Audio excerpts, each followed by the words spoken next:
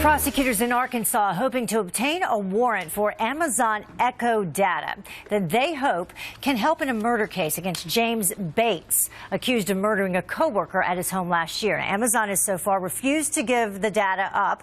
And joining me now is former prosecutor and criminal defense attorney Sam Zanganeh and defense attorney Whitney Boan. Thank you both for joining us. Good morning. So, Whitney, I'll start with you. Explain to people, what exactly is this Amazon Echo? Well, what it is it's a cylindrical device, basically, that responds to your voice and performs certain functions within your home, operates certain equipment, appliances, based upon recognition of your voice. So it has the capability, in theory, I guess, of recording information in terms of what you say, and it's supposed to stop recording, according to Amazon, when you stop speaking. What remains to be seen in light of this search warrant is whether or not it's actually recording all the time, and I know there's been some sort of suspicion about that and some discussion about that in the past few months as this has become a more popular device and is selling more. Yeah, and Sam, in this particular case, Amazon refusing to give over the details of what was taken from the server. They did give account details, purchases like that, but the police did say they were able to retrieve some of that information. Should that be allowed to be used? Sam?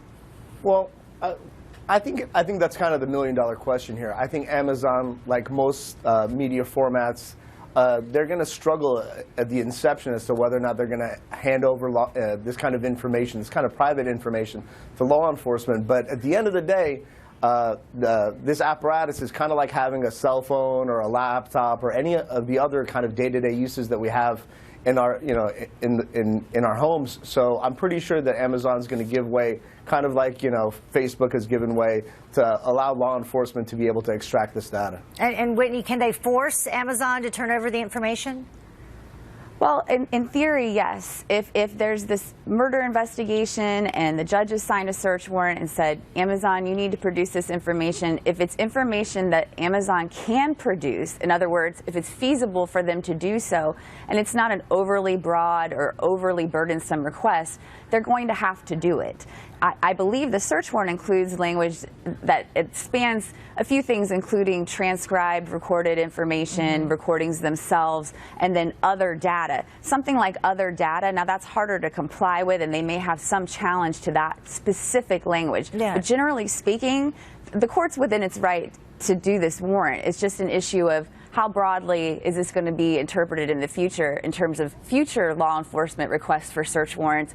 That's going to be an interesting legal area that's going to continue to develop. Yeah, absolutely. And the other data in this specific case, he had a lot of smart devices throughout the home, one of those being the water meter, and the person who was found in his home was found strangled and drowned. And so they're using some of that information as well. But Sam, as Whitney just referenced, moving forward to other cases and the implications for those, it's called what? The Internet of Things, or IoTs. I wasn't familiar with that, but how they will in fact be used as evidence in future cases. Well, here's the thing, we have to understand that technology and law are going to progress hand in hand. And during this progression, really good lawyers like Whitney and great lawyers like myself, we're going to be able to defend our clients when we deal with technology in these kind of situations, like with this apparatus that we're talking about, Alexa.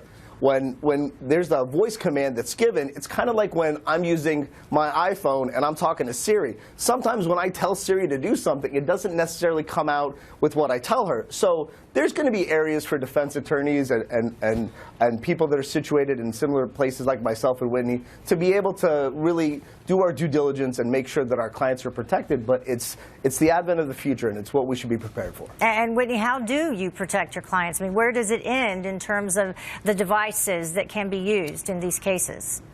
Well, and if you want the best lawyer answer I can give you, don't have these devices, especially if you're going to be in some sort of position where you think you might potentially be exposed to criminal prosecution, because the more technology that you're surrounded with, the more the police are going to have access to. That's not the fun answer, that's the lawyer answer. But I certainly think that... Don't commit a murder with an Alexa on.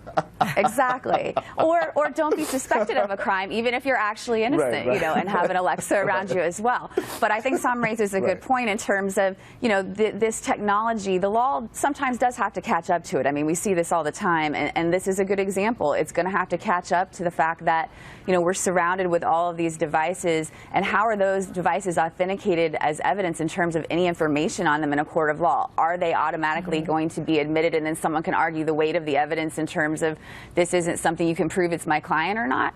Or are we going to use that as a predicate to even have them be admissible in a court of law? These are interesting issues that we'll see what happens. Yeah. I mean, it's going to be interesting as a lawyer. We saw it come up in terms of accessing the phones in the San Bernardino terrorist situation. Yep.